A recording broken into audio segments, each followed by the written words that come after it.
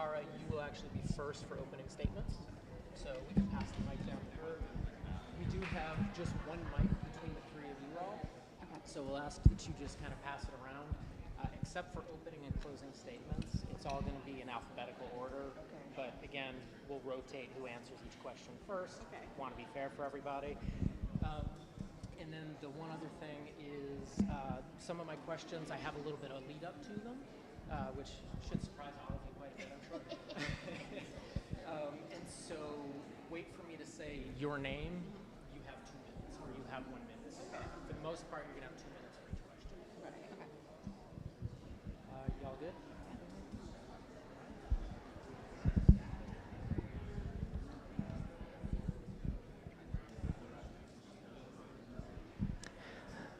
All right.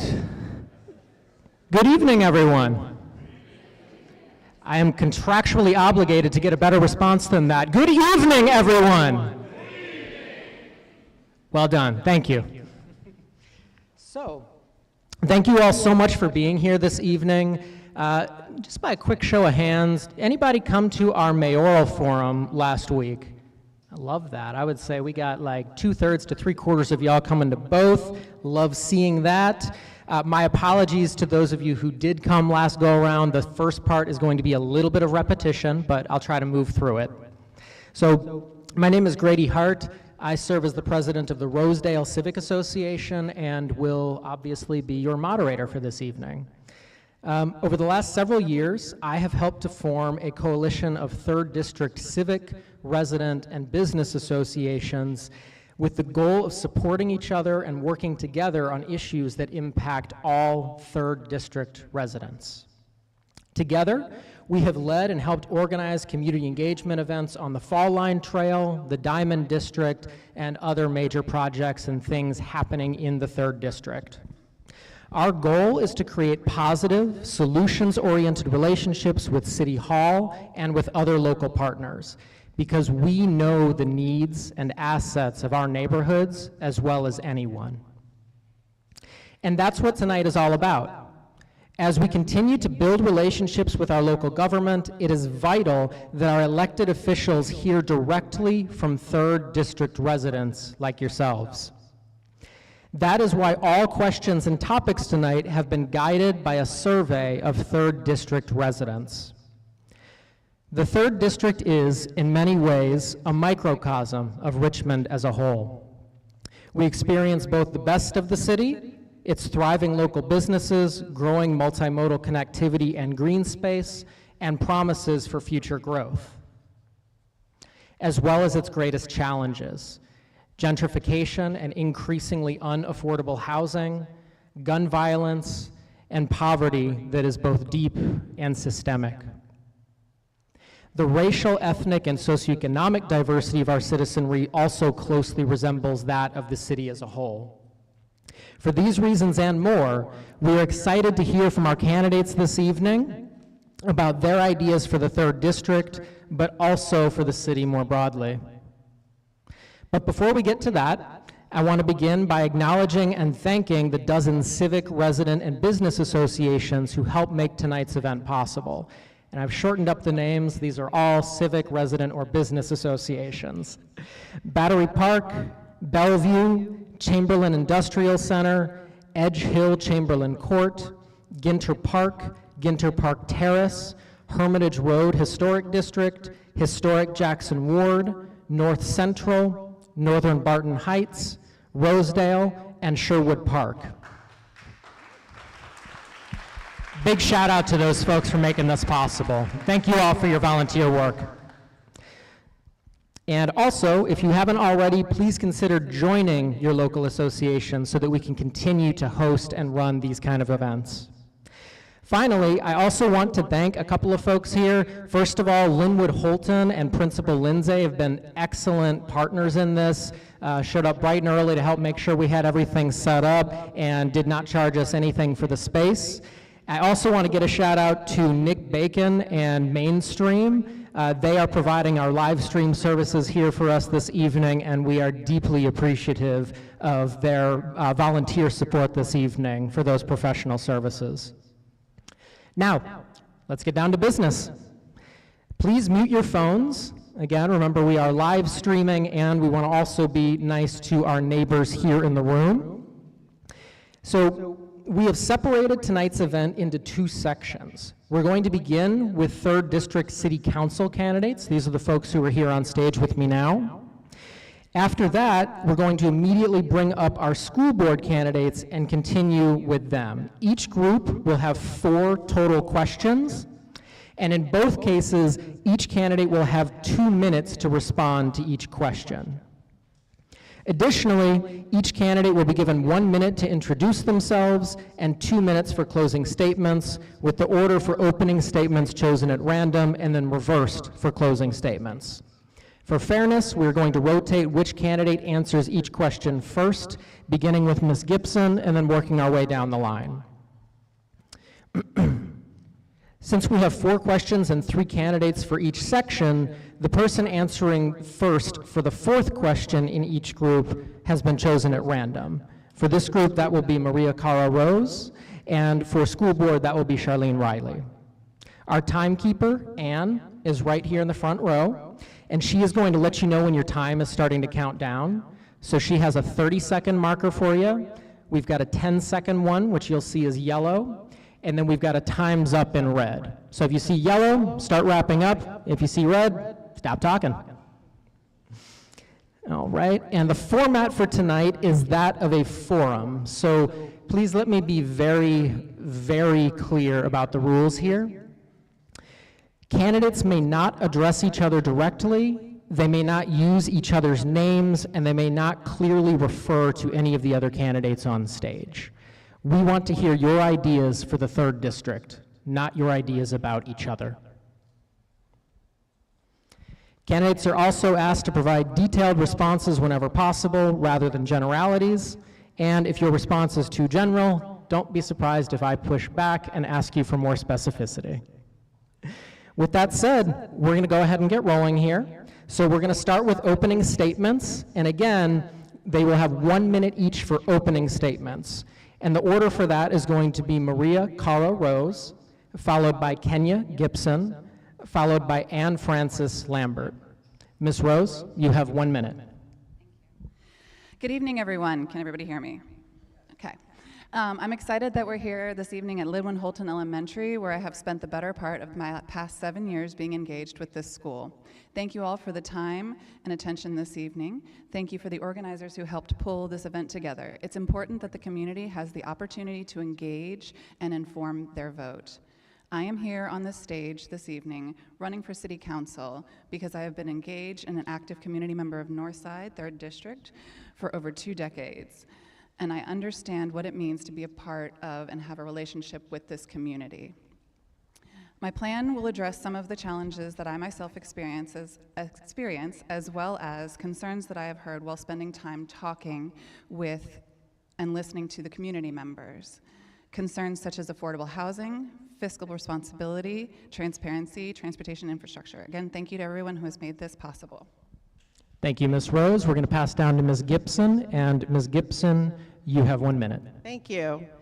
So many moons ago, I was vice president of the PTA here at Holton, and I was inspired by teachers who were advocating at the city level for more funding. So me, my kids, our homemade signs, we went to city council and we joined them, and it was kind of scary to stand up like that, but we won, and it was energizing. And so in 2017, I ran for the school board with those same teachers and families by my side. And it has been an honor to stand beside them as we enabled collective bargaining for the first time. Richmond Public Schools was the first in the state in over 40 years. We reformed school construction procurement. We ensured that we could protect school funds from risky development deals. And so today, I'm running for city council, and why? Because Richmond city government, it's not working for us. And why? It's because elite business donors and developers, they fund local campaigns like city council so they can profit. I'm not doing that. And so I am running with the support of everyday Richmonders who share my belief that together we can make Richmond thrive. Thank you, Ms. Gibson. And Ms. Lambert, you have 1 minute. Good evening, everyone. My name is Ann Frances Lambert, your incumbent 3rd District Richmond City Council representative. I'm honored to be here tonight because I'm the only candidate on the stage that is born and raised right here in Northside. I'm the only candidate that is the certified drone pilot that sits on City Council.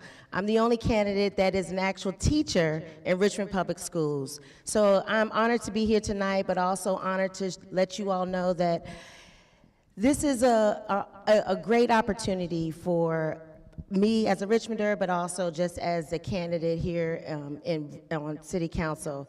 And I apologize, I am just undoubtedly tired at the moment because, you know, they call it teacher tired. But at the end of the day, I am the one that is here to really make sure that we represent the community together. I started in 2020 with the slogan of "And Can," and in 2024, I'm ending it with "And Can, We Can." So I'm honored to be here and to share my knowledge and the experience that I bring to this position. Thank you. Thank you, Ms. Lambert. And we are now going to move on to our first topic of the evening, which is affordable housing and homelessness. Question 1 will begin with Ms. Gibson, and each candidate will again have 2 minutes to respond. As with many cities across the country, Richmond continues to face an affordable housing crisis, and the 3rd District is no exception. For both homeowners and renters, prices in recent years have skyrocketed, contributing to increasing rates of displacement, defaults, and evictions. There's often a trade-off between building additional housing density and preserving the historical aspects of existing communities. While the former has the potential to reduce housing prices by adding to the housing stock and property tax base, the latter concerns preserving the look and feel that makes many third district neighborhoods unique. If forced to choose, and here you are, between prioritizing an increase in housing availability versus the preservation of historic neighborhoods, which would you prioritize and why? And then how would you attempt to accomplish both goals simultaneously? Ms. Gibson, you have 2 minutes. Thank you. So I grew up in Newton, Massachusetts, an affluent community outside of Boston, and my family was able to live there because of a subsidized mixed-income housing development. So, I was able to attend one of the highest-rated public school systems in the country. And so, the reality is that I had access to resources because of subsidies and regulations, not despite them. But let's talk a little bit about Richmond. People are getting displaced. There are 6,000 fewer African Americans living in Richmond today than the last census. People are getting pushed out. So I think it's demonstrably true that the approach that council has taken to housing hasn't worked, if the goal is to make sure that people who live here can stay. Now, Richmond is limited by the Dillon Rule in terms of being able to grow the stock of affordable housing. That's true. But what's true in Richmond is that the affordable housing crisis is as much about ensuring that stability for the people who are here, who are currently living in low-cost housing, as it is about growing the stock of affordable housing. And so there are some things that we can do. One, public housing matters, right? It's our most affordable housing stock, and when people are pushed out, it raises the price of private apartments for everyone. So we need RHA to be able to commit to one-to-one replacement. Two, we need to ensure that we're protecting residents from making sure that they're in, I'm trying to think of the term, that there is housing stability, because right now when they are complaining about their working conditions, they're being pushed out. Well, I will end it by saying that at the end of the day, we need to make sure that we are no longer calling 2-bedroom apartments that cost $3,000 a month affordable, and it's not surprising because city council campaigns are largely funded by developers. Thank you, Ms. Gibson. And do you care to weigh in on which of those 2 things you would prioritize if forced to? I mean, look, I have a master's degree in architecture, and historic preservation is important to me. But I think what's true in Richmond is that this dichotomy picking between historic preservation and affordable housing, like, it doesn't exist, right? Like, look at Community Hospital, where we are both planning on tearing down the historic building and building Thank you, apartments Ms. that are Gibson. wildly unaffordable. Thank you. Thank you. Moving over to Ms. Lambert, you have 2 minutes. Thank you, and you're absolutely right. We are in a housing crisis here in the city of Richmond, and being on the city council currently, I would prioritize housing availability because we're in a housing crisis. In 2021, we declared Richmond as homelessness and so forth as a housing crisis here in the city of Richmond. Also, I would also incentivize developers to actually include affordable housing units in their new projects. For example, in the Diamond Development project that we just passed, $2.4 billion, the biggest development in the city of Richmond. It was passed unanimously by City Council, and that's a council that actually worked together. We have conversations. We actually make sure that we are informed and to make decisions for the city. So having housing here in the city is very important. And so other things that we must consider is making this a holistic approach. Being as though we have the first inclement weather shelter and homeless shelter in the 3rd district.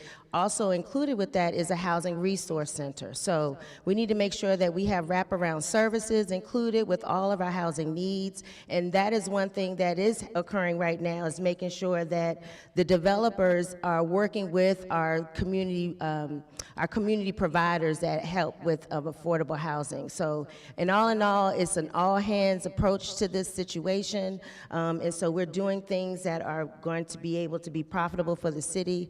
But at the end of the day, housing goes hand in hand with public safety, education, and so forth. So we have to work together, and we have to work with our community partners that are in the communities actually dealing with our traumatic situations. So housing, if I had to prioritize, definitely I would prioritize housing availability. Thank you, Ms. Lambert. You're welcome. Time is up. Thank you. Ms. Rose, 2 minutes.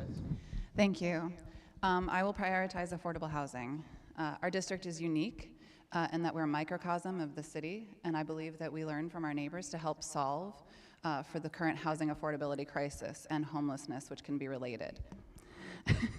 We need to greatly increase affordable housing, which is necessary for Richmonders to thrive, to be able to build wealth and settle here, contributing to our community and diversity in our city.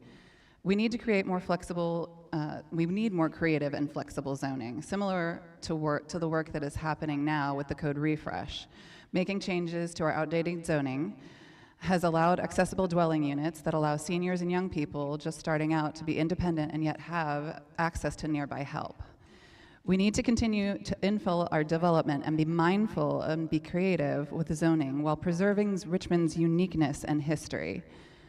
I look at housing as a ladder that can be climbed in both directions, each rung being a step along that journey. It's not static.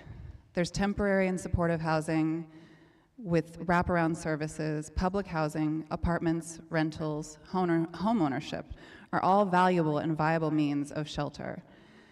To ensure that our community is adequately sheltered in whatever capacity that looks like, I will ensure that I am working with our county neighbors as well as advocating for funding with the people in the General Assembly, like Delegate Ray Cousins, Delegate Mike Jones, and Delegate Betsy Carr. Thank you, Ms. Rose. We're moving now to our second topic, which will begin with Ms. Lambert, city budget and fiscal responsibility. While the mayor is responsible for proposing Richmond's annual budget, City Council is ultimately responsible for approving it. For many Richmond citizens, there is a desire to see City Council and the mayor work together effectively and collaboratively, and to avoid devolving into public disputes.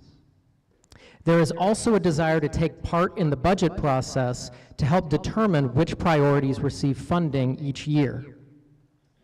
How specifically would you work together with and hold accountable the mayoral administration in order to accomplish goals and steward resources responsibly?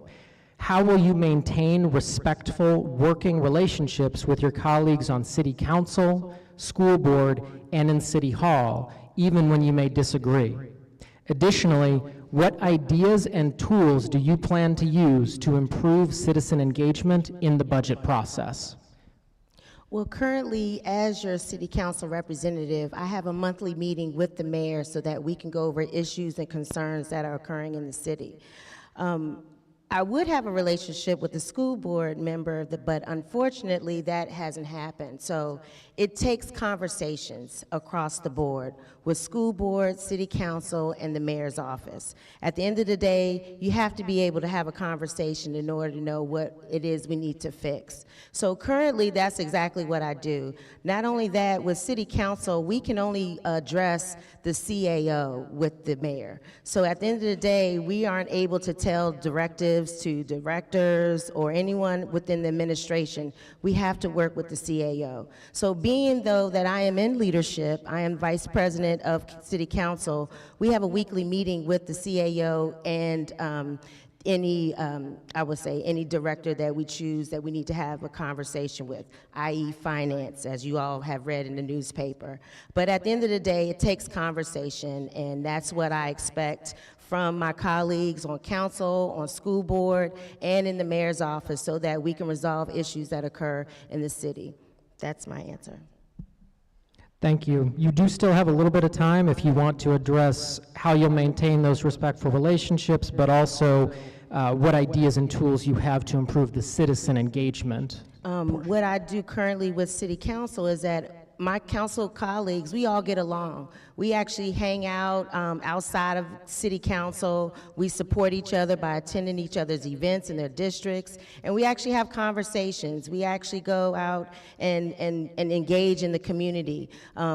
Catherine Jordan, 2nd District, and we both were elected together, and so we occasionally have dog walks with our dogs. So 3rd District Council dog Chico and 2nd District Council dog Pebbles, we actually engage and actually kind of solve a lot of the problems with the city. So that's what I will continue to do with my colleagues on each level.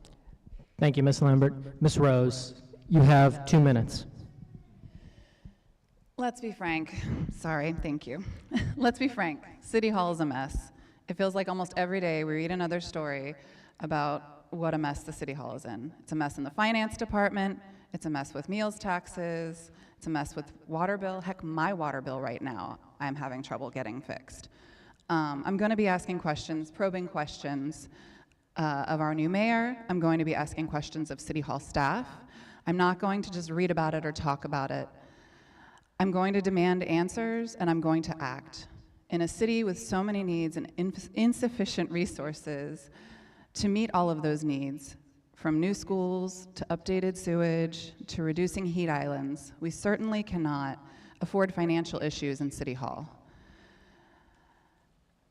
For Richmond to thrive, for our schools to get updated, and for other things that we truly need, we need to get our fiscal house in order.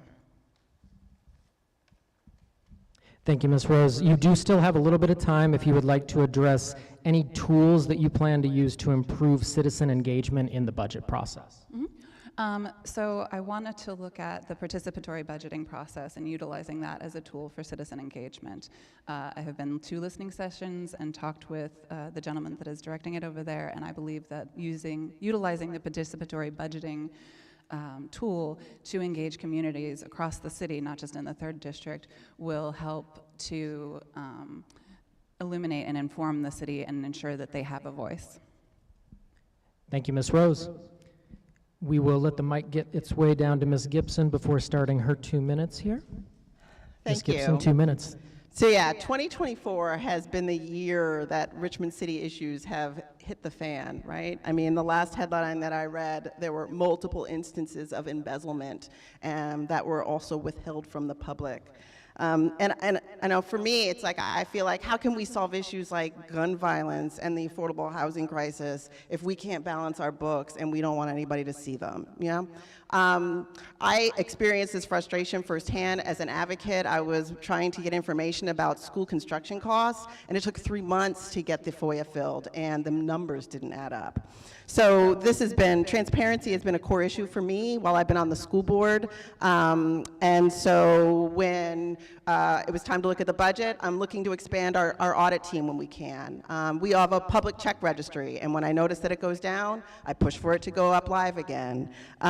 When the administration put together a budget that cut 70 positions without any public scrutiny, I voted against it. And when we had the tragedy at Huguenot, I supported the call for a third-party investigation and to make that documentation public. So, I talk a lot to RPS employees and city employees, and there is a disturbing common thread. When people start, it's very clear from the onset that criticism often isn't welcome. They say, put your head down, and because if you say anything, you have to fear retaliation. So I think the question to ask is, how can we change the culture? And for one, the city also has a required public check registry. It's not updated. It needs to be. But I think most importantly, City Council has been too deferential to the mayor, to be fair. A key role of City Council is to provide oversight. City Council has the authority to bring people to a hearing and subpoena documentation. City Council isn't doing its role, and it's time that it does. Thank you, Ms. Gibson, and thank you all. For question 3, we're going to send the mic back to Ms. Rose while I read this out. So our third topic is in transportation and infrastructure. Richmond is committed to Vision Zero, which means working toward a reality of 0 traffic-related fatalities each year. There are a number of multimodal projects coming to the 3rd District, including the Fall Line Trail and the North-South Bus Rapid Transit Line, which have the potential to transform how 3rd District residents get around and will also reduce Richmond's collective greenhouse gas emissions. What are your plans to create safer streets, especially for pedestrians and bicyclists in service of Vision Zero? As a city council member, what specific actions will you take to improve the equity of our street infrastructure and to help protect the environment? Ms. Rose, 2 minutes. Our transportation infrastructure needs to be safe, affordable, accessible, and reliable. We're not quite there yet. We're on our way, but we need to address transportation because we're in the middle of a climate crisis and we want a healthy community for everyone to thrive in. I'm proud to have the endorsement and confidence of the Sierra Club to do this work. I'm going to prioritize the safety of us and our children. We need to ensure that the GRTC stays fare-free beyond 2025. We need to ensure that multimodal transportation is a top priority. The pedestrians, bikes, cars, buses, scooters, everyone feels safe and confident navigating our city. We should also potentially look into creating a Department of Transportation for the city, and I think that that would be helpful. And as your future council person, I would be absolutely delighted to work on that. Thank you, Ms. Rose. We're going to move it down to Ms. Gibson. And Ms. Gibson, you have 2 minutes. Thank you. So street infrastructure, it's been a hot topic in the 3rd District. And it's understandable, right? I mean, we all interact with public roads every day. It costs us time, it costs us money, and safety is key. First, I think any conversation about safer streets requires that we talk about buses. And in the school district, I have, pushed for safer transportation rights and more equitable ones as well. And we actually added more bus drivers because many districts in the city or many neighborhoods don't have sidewalks, And so equity is important. And this is the same is true at the city level. So when we think about the fact that the U.S. Department of Transportation determined that the GRTC didn't use accurate data when determining the racial impact of routes, that matters, right? And so we've got working Richmonders who rely on public transportation that are having to walk further in order to be able to get to work, and that's neither safe nor just. Second, I mean, I think when it comes to public transportation, or transportation in general, right, or safety, really public engagement is key. I still remember very keenly the first time I went to the intersection at Laburnum and Hermitage for the first time, and it was like an expanse, like dance floor of pavement, and thank goodness I did not need to make a turn because I would not have known what to do, you know?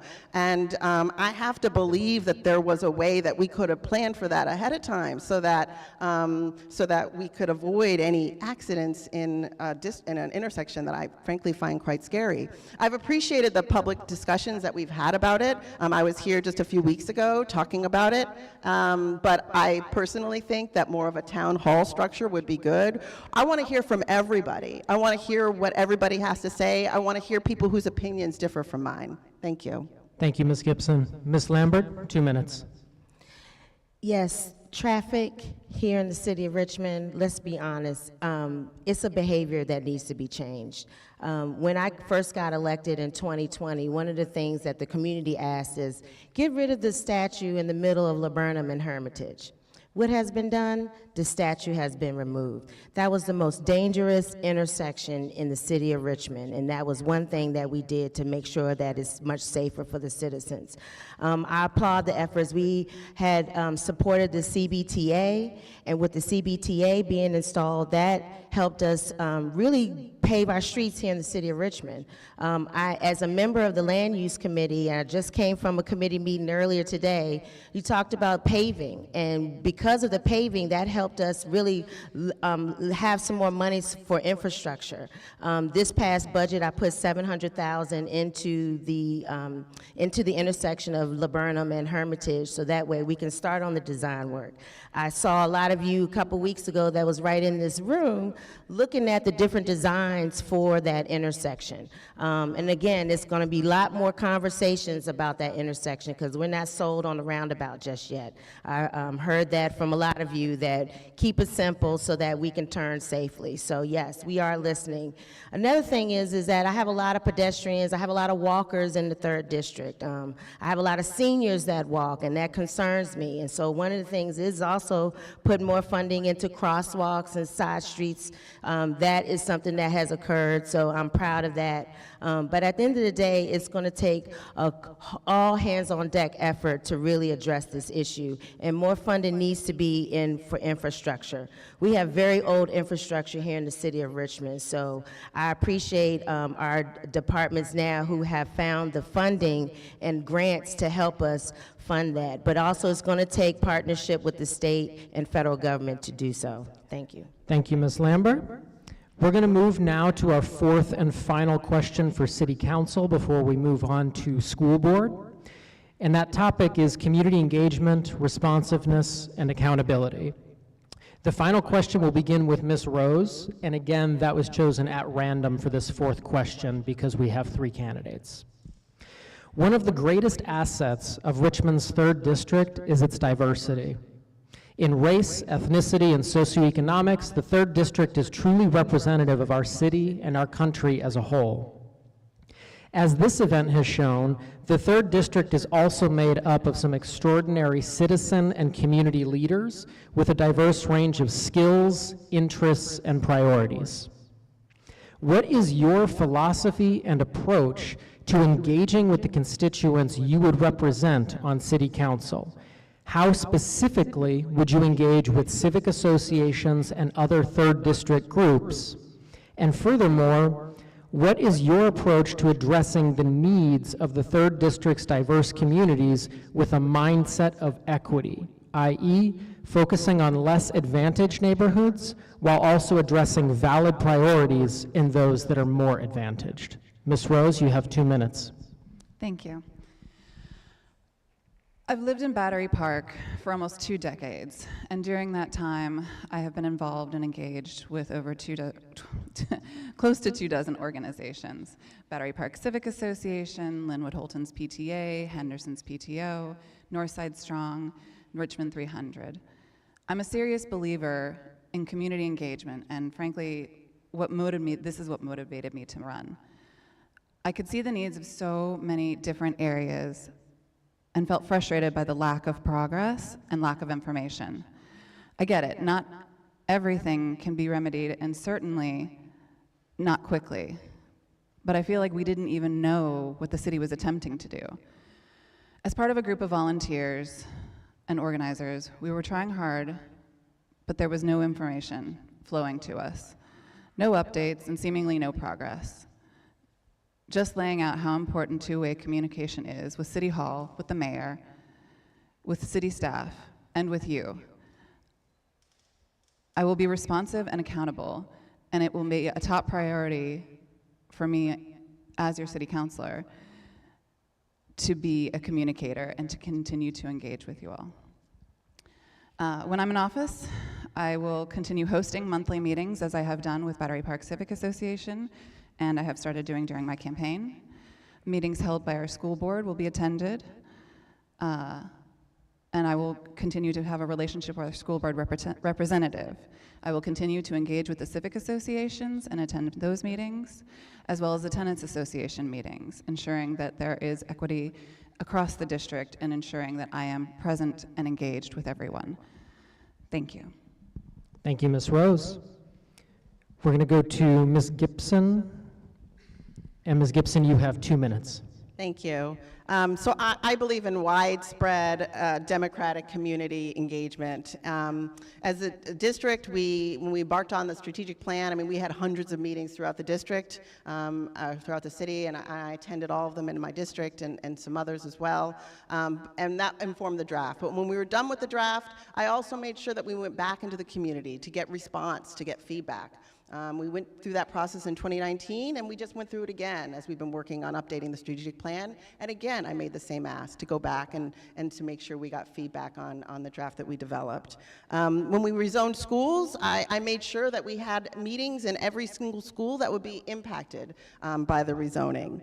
And as we were talking about the 13 acres building here or the Norell Attics, I've been in touch with civic associations to get input and perspective. In 2019, I developed a good governance proposal, and in that proposal was that we have all of our meetings live streamed, and so we did that ahead of the pandemic, which really boosted the engagement that we had as a district. I also advocated for having meetings in our community schools and for extending public comment. I think it's important that if people come and they come and show up and they want to be able to speak, that we allow them to do so, even if that means we're going to have to stay a little bit longer. And you know, I'm really proud that I've been on a board that's prioritized public engagement. In terms of moving forward, I definitely appreciated Chris Hilbert would have monthly meetings, and I participated very frequently, and I think that cadence worked well. I enjoyed hearing from people in the community in terms of what the issues were that were important to them. But from a policy standpoint, one of my former colleagues who's now on council pointed out pretty brilliantly, right? Like, there are currently only 8 slots for public comment, but we've got 9 districts, so let's change that. Thank you, Ms. Gibson. Ms. Lambert, you have 2 minutes. Thank you. When I got elected in 2020, I coined the term Team Northside. At the end of the day, we are a team. We're all neighbors. And I'm proud to say that my newsletter, which a lot of you read, has a packed with information that is about the 3rd District. One thing about me is I show up. I also am responsive. If you contact my office, send an email, do a 311 ticket, we're on it.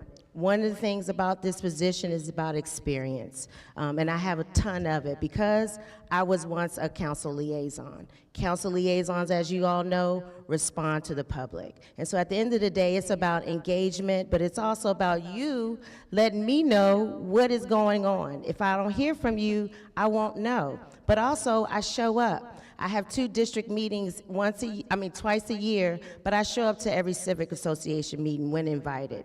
At the end of the day, it's about community, it's about communication, it's about being involved and being engaged. And I appreciate all of you for being out here tonight, because that's what it's all about, being engaged. So my newsletter is very informative. A lot of folks who aren't associated with the civic associations read the newsletter. There's a lot of people who do not have access to the internet, where they can't get the newsletter. So that's why you have to show up. I'm at community events, I'm in town hall meetings, I'm in committee meetings. I show up, and that's what I think 3rd District wants and deserves, and I ask for your vote for another 4 years to do just that. Thank you. Thank you, Ms. Lambert, and thank you all. One sec. We're going to move now into closing statements for the folks who are here on stage for City Council, and then from there we're going to go right into our conversation with our school board candidates. So each candidate will now have 2 minutes to provide a closing statement. The order for closing statements is the reverse of what we used for opening statements. So we will first hear from Ann Frances Lambert, and then from Kenya Gibson, and then from Maria Cara Rose. Ms. Lambert, you have 2 minutes. Thank you. And I just want to thank the coalition for putting this forum on. It is remarkable. We can't do it all by ourselves, so we appreciate that. Again, it's about experience. I'm the only candidate with local, state, and federal government experience, and I'm proud to say that.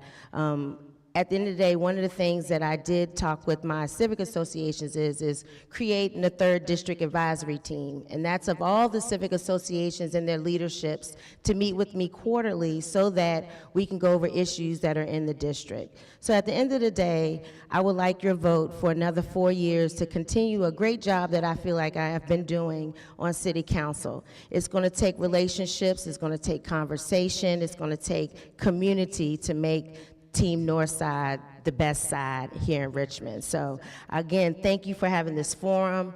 This is what it's all about, coming together, working together, thriving together here in the city of Richmond. And I'm proud and honored to be your 3rd District City Councilwoman. Thank you. Thank you, Ms. Lambert. We'll go to Ms. Gibson next. And Ms. Gibson, you have 2 minutes. Thank you. Thank you all for being here. This has been a little bit of deja vu for me. In 2016, I hosted a forum just like this one, and never would have guessed in a million years that eventually I'd be sitting up here doing this.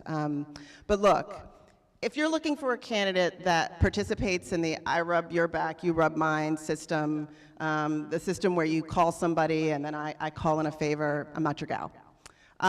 If you are looking for a candidate where you can vote for that person and then lean back and then they're going to take care of everything for you, I'm sorry to say I'm not your gal either, but also that person doesn't exist, right? I mean, as Michelle Obama said, in America, we do something, right? Look, in Richmond, people are looking to profit from public dollars. And in Virginia, unfortunately, we have very weak campaign finance laws. We also have very weak transparency laws. These things breed corruption. And there have been people that have profited over this, and so they're pretty comfortable now. Many times they're not afraid, you know? I mean, they're not afraid of working parents because they figure we're too busy. They're not afraid of white middle-class people because they figure they can just call them racist. And they're not afraid of young black activists because they figure they can just call them radical. So what Richmond needs to transform is a cross-class, multiracial, multi-generational coalition to come together and transform this city. And I believe I am the leader to do that. Thank you.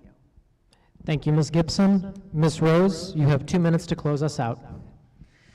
Thank you all again for taking the time out of your busy lives on this rainy evening to come out and participate in the civic process. I want to end this evening by highlighting my values. Community. I want you to know that as your representative, I will be active and engaged, both with the city and with you. I will ask questions, insist on answers. I will be in City Hall talking to those dedicated employees. I will expect the mayor to engage frequently, every month, with City Council, and I will bring all of that back to you. Connection. As I said earlier, I will host regular monthly meetings. I will attend meetings held by our school board rep, and I will attend community association meetings to answer questions and report back. I will respond to every email and call, and I plan to host regular open house hours where residents can come and ask me questions, express concerns, and offer ideas. Compassion. We have plenty of real issues here in Richmond, difficult, intractable issues such as the state of our schools, the dilapidated infrastructure, high taxes, lack of affordable housing, accompanied by displacement of long-term residents. Those are difficult, thorny issues, but I am prepared to tackle them from day one. My job is to represent you, and to do that well, I need to be listening to you, hearing from you, and have compassion for your needs. We all deserve safe streets, affordable housing, an accessible, functional city hall, and I am excited to work on that for this community. I believe that former city leaders, such as Chris Hilbert and Dr. Norma Murdoch-Kitt, wouldn't have endorsed me if they didn't believe in my capacity to do this work. So, if you would like more information about my history, my work in the community, or the campaign overall, you can grab a palm card on your way out, or you can engage at caraforcouncil.com. Thank you again and have a lovely night. Thank you, Ms. Rose, and please join me in thanking all of our city council candidates. Thank you all so much for being here, and we are now going to transition right away to talking with our 3rd District School Board candidates. So if I can ask Mr. Ali Farouk, Ms. Charlene Riley, thank you, and Mr. Kevin Starlings to please come on up to the stage.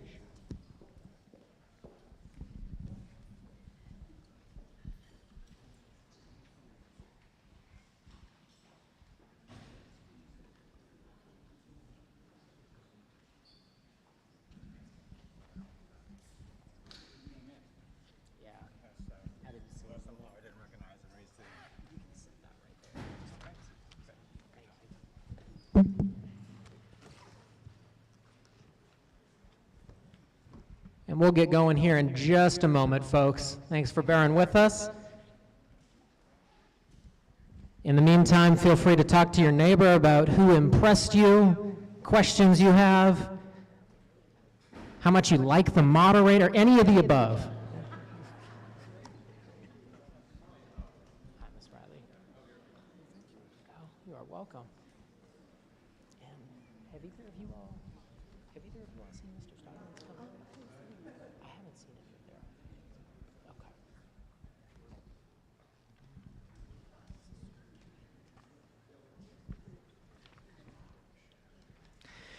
All right, everyone. Please join me in welcoming our school board candidates here. So we have Ms. Charlene Riley and Mr. Ali Farouk. Apologies, Mr. Starlings RSVP'd but does not seem to be here. We will see if he turns up. If so, he's in DC. That's okay. We would like to thank our 2 candidates for spending the time to be here with us this evening and for following through on your RSVP. So, just a reminder, and don't worry, I'm not going to repeat everything from the first half of the forum, but the format for tonight is that of a forum, so I again want to be very, very clear about the rules here. Candidates may not address each other directly, use each other's names, or otherwise clearly refer to anyone else on the stage. Rather, they should address the audience or myself. We want to hear your ideas for the 3rd District, not your ideas about other candidates. And again, our timekeeper, Anne, is right there in the front row, and she's going to let you know with a green card that says 30 seconds, a yellow one that says 10, and then a red one that says time is up. So we'll keep you on pace there. So I want to begin our discussion here this evening by just acknowledging the reality that many of the challenges faced by Richmond Public Schools are rooted in historically racist government systems and structures. Urban school districts in Virginia, like Richmond, are often underfunded relative to the challenges faced by their student bodies when compared to their counterpart suburban counties like Henrico and Chesterfield. This requires that the city government do more with less to support public education. That said, despite some significant improvements over the past several years coming out of the pandemic, Richmond Public Schools continues to struggle to fully meet its goals, including in school accreditation rates and student achievement. Now, let's begin with opening statements, for which the order was again chosen at random. The order is going to be Ali Farouk and then Charlene Riley. Mr. Farouk, I'm going to hand you the microphone, and once you have it, you have 1 minute.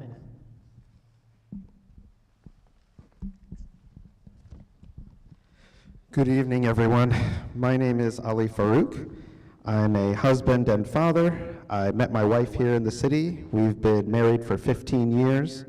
We have 2 boys who were born here, and both of them have been in Richmond Public Schools since kindergarten. I'm honored to call Richmond my home, and I have been an advocate for children and families my entire career. I've worked in government and nonprofits. I've worked in housing, family violence prevention, and I currently work in healthcare. And I know how these issues and others affect all of our children even before they spend 1 day in a school. And so that's why I'm here, that's why I'm running for Richmond City School Board, is because we have a lot of work to do to make sure that all of our children are equipped to learn. So I'm running to do 3 things. 1 is focus on improving equity and quality. 2 is ensuring that our schools are safe and trauma-informed. And 3 is relentlessly advocating for more funding. Thank you so much. Thank you, Mr. Farouk. Ms. Riley, you have 1 minute. Good evening, everyone. My name is Charlene Riley. I'm a mother, of course, of children in Richmond Public Schools. I'm actually a graduate of Richmond Public Schools, and so are my parents. So I do kind of have a lot of sentimental ties to Richmond Public Schools. Actually, I still talk to my teacher from 1st grade, literally to this day. And one of the reasons that I really decided to run was for the representation. As a lot of the demographics are getting younger, the teachers, the students, and parents and things like that, I felt that it was just not a lot of representation for those demographics. Myself, I'm 34 years old, and I do have 3 children in Richmond Public Schools, and I feel like sometimes a lot of the communication and the representation is a little outdated for the demographics that we have now. And that was one of the biggest reasons why I decided to put my name on the ballot and to get in the race, was for that representation. I'm just hoping that I could come and bring some new ideas and a different perspective to the school board, and also be inclusive and include plans that include everyone. Thank you. Thank you, Ms. Riley, and thank you both. So our first question and our first topic is the role of the school board. The first question is actually going to start with Mr. Farouk, and you will each have 2 minutes to respond. The last 4 years have seen a significant breakdown in trust among some school board members, often resulting in public arguments that did little to benefit RPS students, families, and staff. There has also been a sometimes antagonistic relationship from some school board members toward the superintendent. Yet, Superintendent Cameras has now been in his role for almost 7 years, a long tenure in RPS's context. Are you committed to keeping Superintendent Cameras at this point? Looking for a yes or no, but you are welcome to elaborate. What do you see as the primary role of the school board, and what will be your guiding star as the 3rd District School Board representative? Finally, please describe a situation in which you have disagreed with a colleague, but still managed to work together to accomplish a shared goal. Mr. Farouk, you have 2 minutes. I support keeping the superintendent for one simple reason. The decision to keep, to fire, and manage the superintendent is the most important power of an elected school board, and should only be done not based on vibes or who's friends with who or who thinks who's doing a good job, but based on student outcomes. Our student outcomes, while we have more work to do, have been going in the right direction. Our SOL scores are up. Our graduation rates are up slightly. We've accredited many more schools since 4 years ago, and so we need to continue that progress. We do have a lot more work to do. The primary role of the school board is to establish the vision and goals for the superintendent and the school system and hold them accountable to it. And especially for an elected school board, It includes representing the values and priorities of the voters and ensuring that those goals and priorities reflect those values.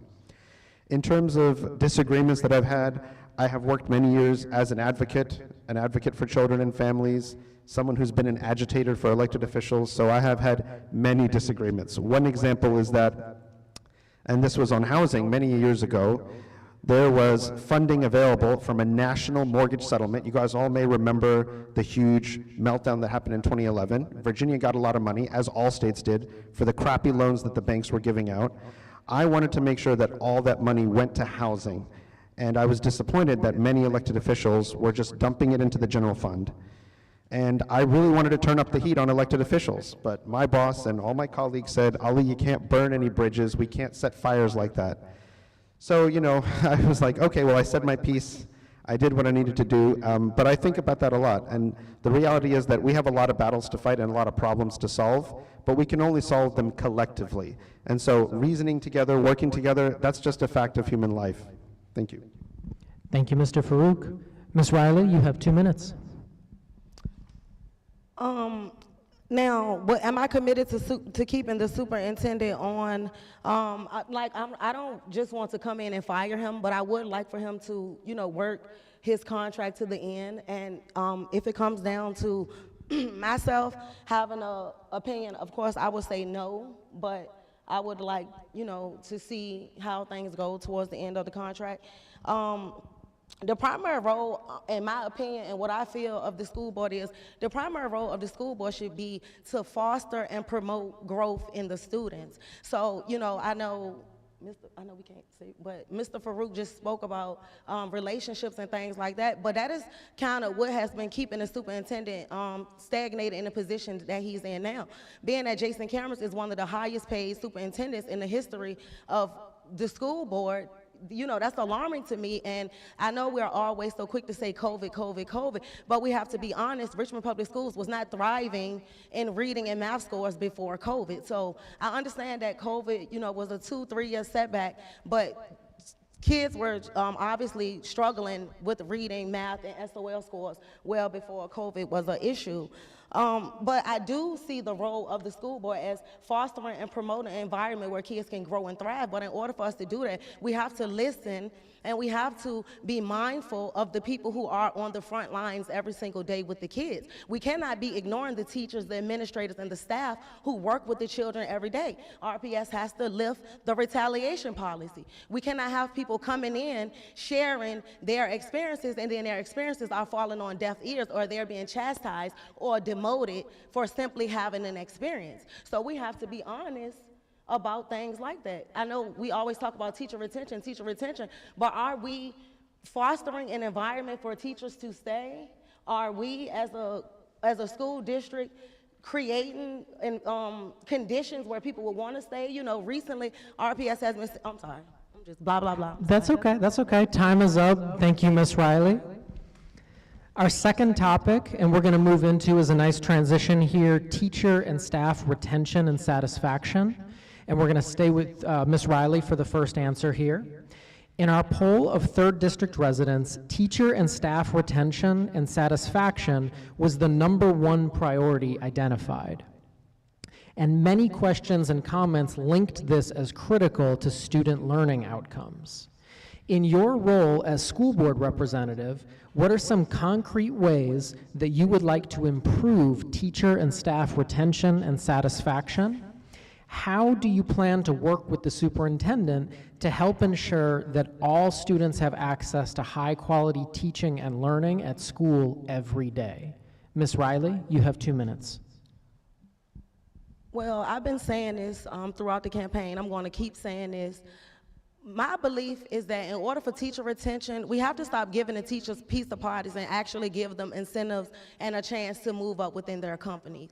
So when we have openings for principals and other things in the building, we need to start saying, hey, let's look at how long we've been on the job, and let's look at the job performance and start hiring and promoting from within. Because a lot of teachers are not staying because they're not seeing the benefits in being on a year or 2 years. And that does affect student outcomes, because if we can't even produce the right amount of teachers every single year to educate students, how are we going to build up outcomes if the classroom settings are always constantly changing?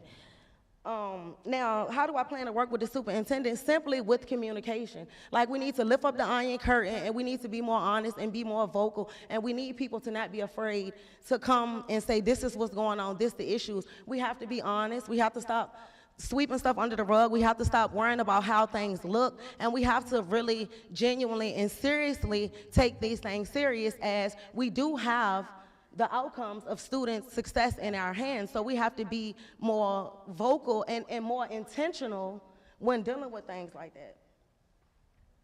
And I think that's about it. Okay, thank you, Ms. Riley. Mr. Farouk, you have 2 minutes. All teachers, especially teachers here in Richmond City, are dealing with all the brokenness and underinvestment in all of our public systems. The symptoms of all of those things pop up in our schools, and that is what our teachers are having to deal with, right?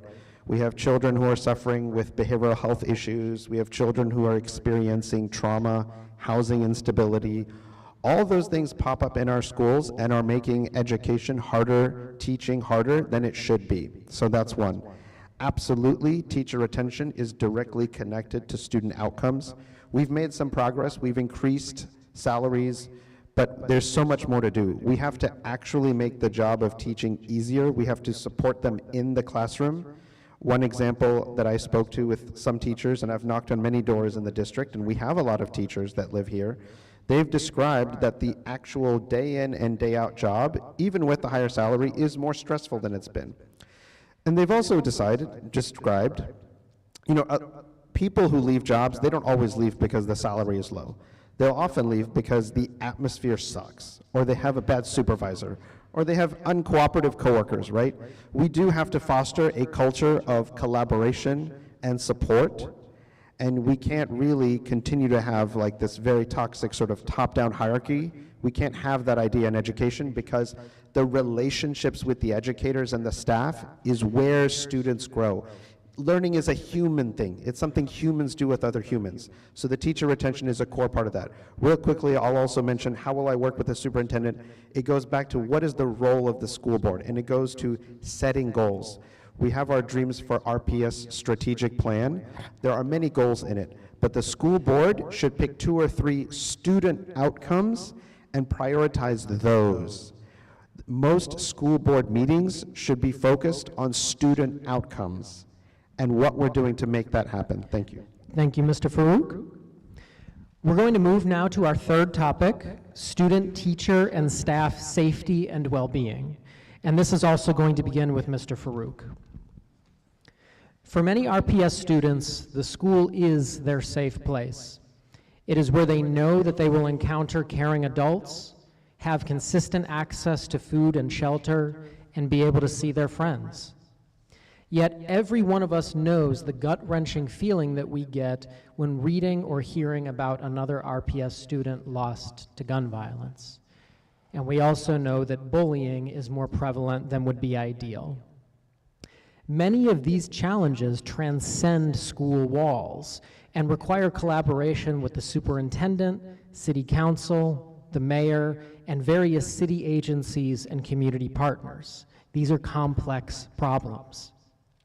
As a school board representative, how would you approach challenges of this nature that require collaboration across various stakeholder groups?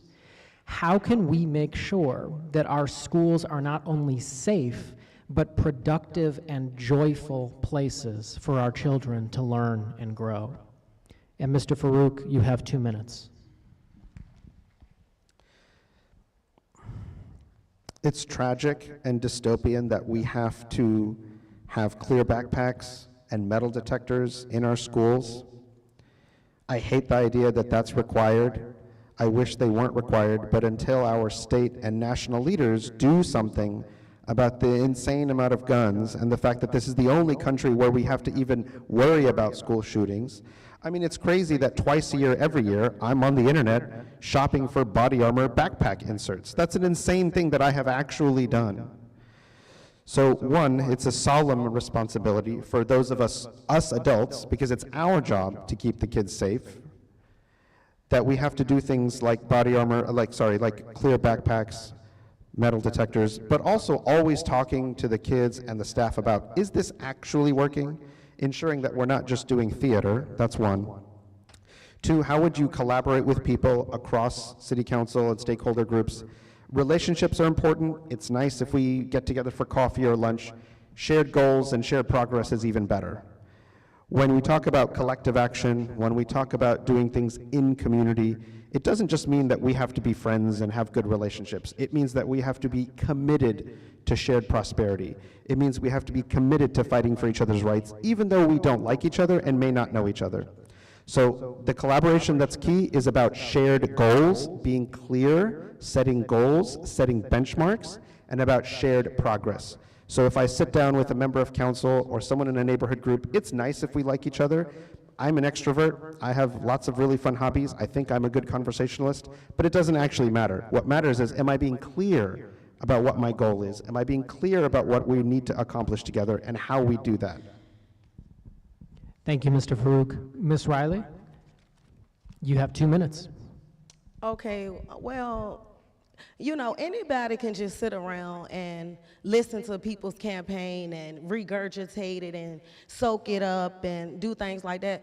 But when it comes down to actual matters of the community, you actually have to be present in the community. You actually have to be visiting the schools and visiting the teachers. But not only that, if we want to address bullying in the school systems, we need a whole wraparound program with the city. We need the school board involved. We need the city council involved. We need the mayor's office involved. On every level, we need to be addressing poverty and mental health. RPS is spending so much money every single year on security, metal detectors, extra police in the schools, and all these things, and has not invested $1 into mental health resources. So what are we paying for? We're paying to be safe, but we're not addressing the causes of the violence. We're not addressing poverty. Now, it's not the school's job to fix every single problem that comes in from the community, but the problems are coming into the schools from the community, and as a school, we have to address these things. As a community, we have to address these things. As a city, we have to address these things. So, you know, we can play cool and play nice and sit in each other's face and laugh and joke, but what are your intentions and what are you actually doing, and what have you actually materialized in your community?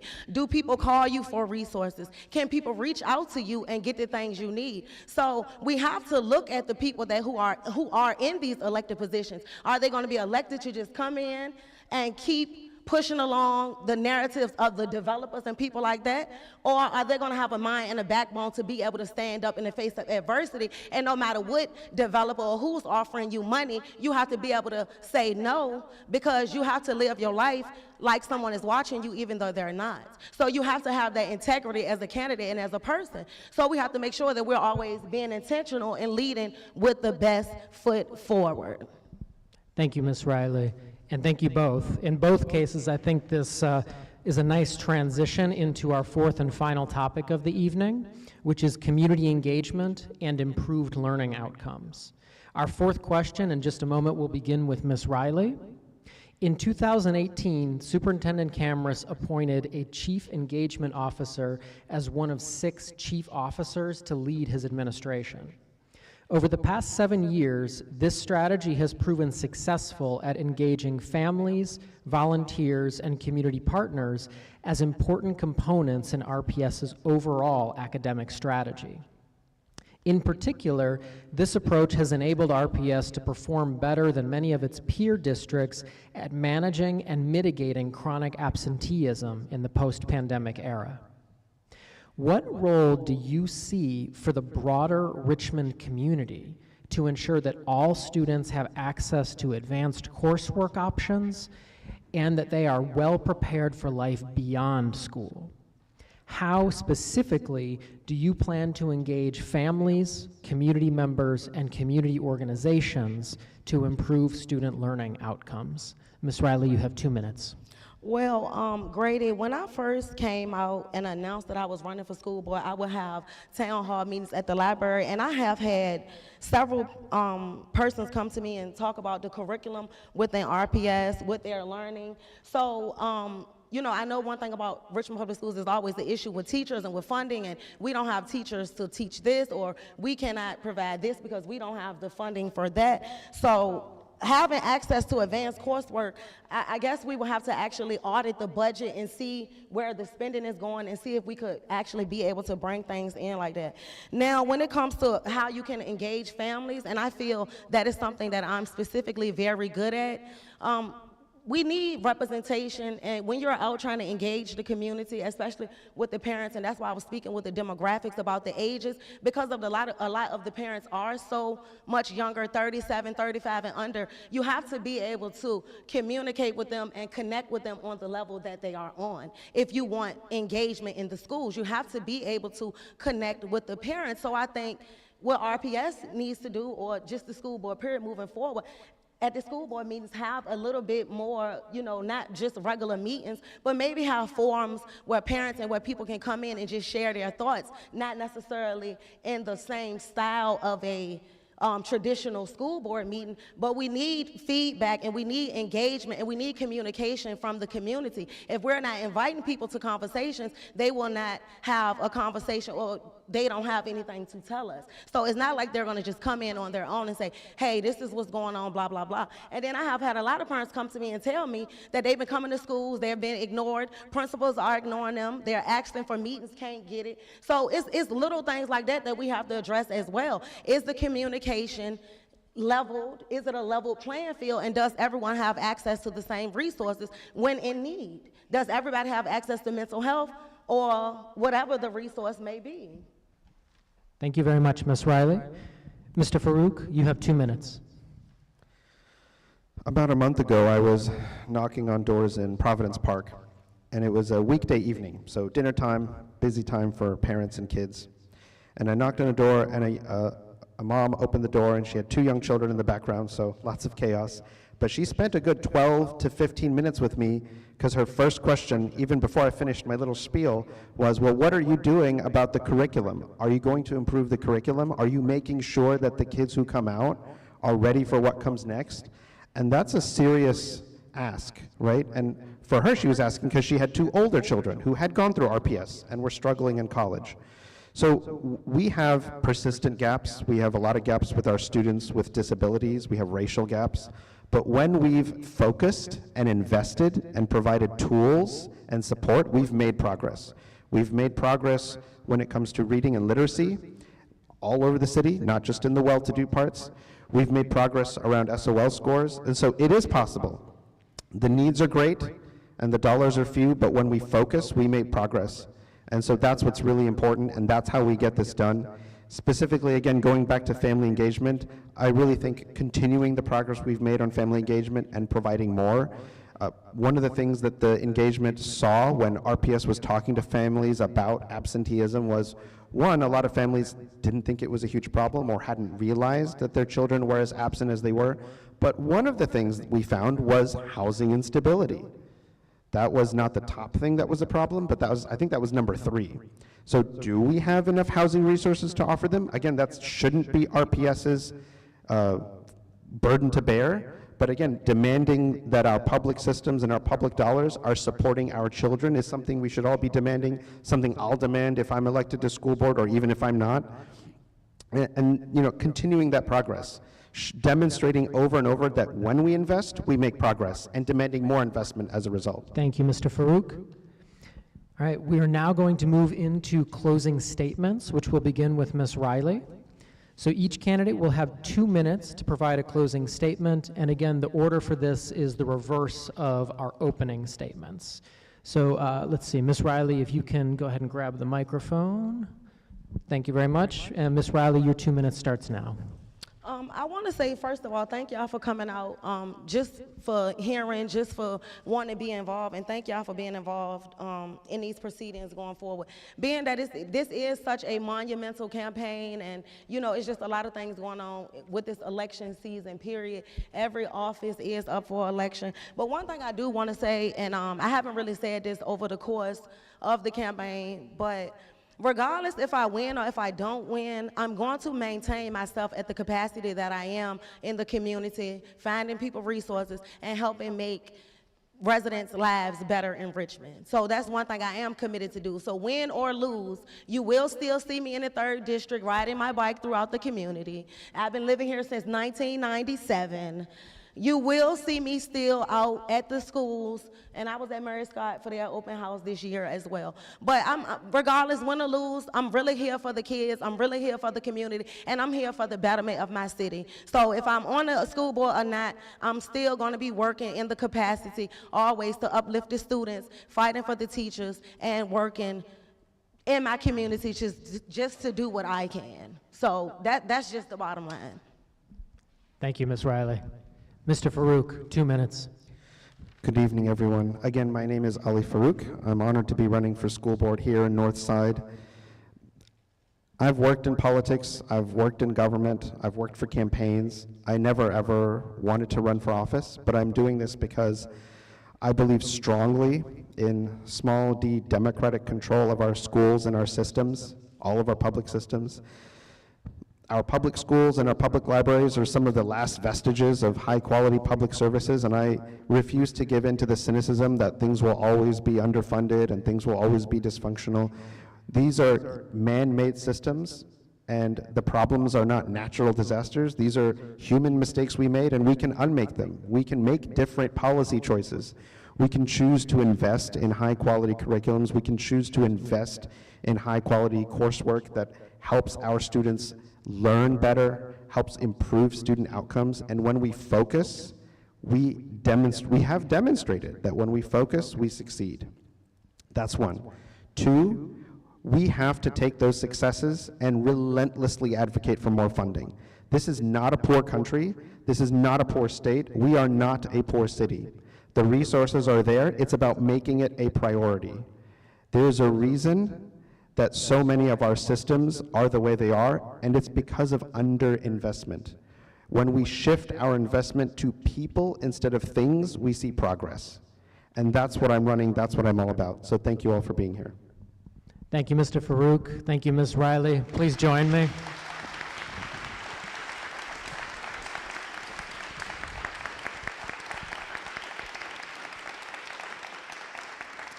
So as we bring the evening to a close, I would like to once again thank you all for coming this evening. I would also like to thank each and every candidate who joined us.